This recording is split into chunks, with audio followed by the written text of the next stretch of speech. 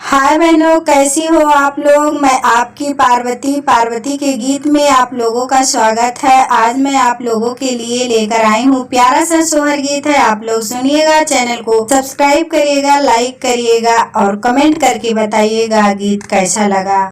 अंगने में बैठी है सासु बहू हरिया रजकार बहू हरिया रजकार हो। सासु आई गाये राखी के दिनवा बीरन नाही आए बीरन नाही आए ने हो। सासु आई गाये रखिया के दिनवा बीरन नाही आए बीरन नाही आए ने हो।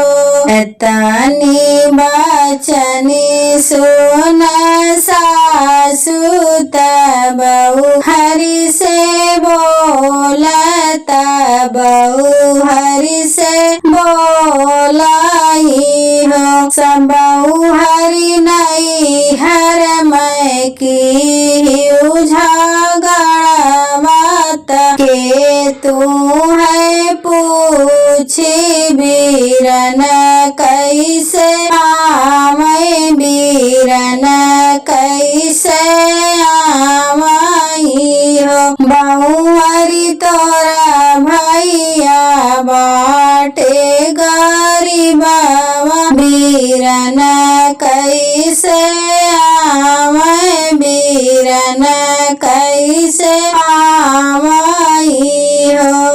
तनी बचनी सुने बहू हरि तो मनवा दुखित भये। सासु से बोलत सासु से बोलाई हो। सासु यस जीनी बोलो तू ही बोलिया करे जे मोरे लागई करे जे मोरे लागई हो। सासु नहीं की है नैहर में झगड़वा बीरन मोरा आई है बीरन मोरा आई हाई हो। सासु नहीं की है नैहर में झगड़वा बीरन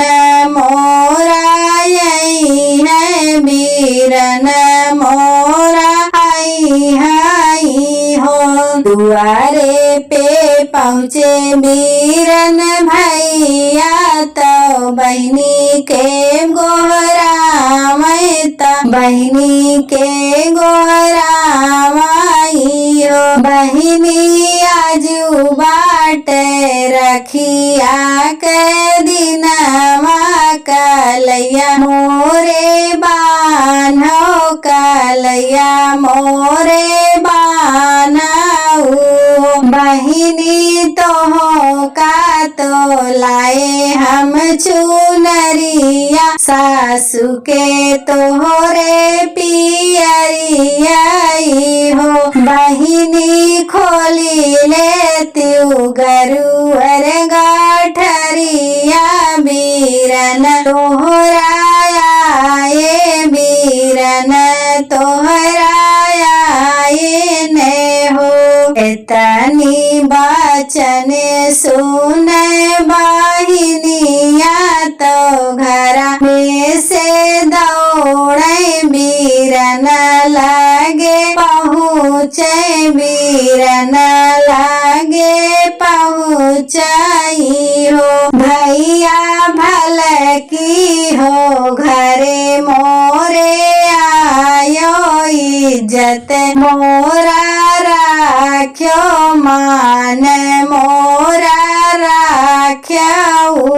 भैया भल की हो घरा मोरे आयो इज्जत मोरा राख्यो मान मोरा राख्यो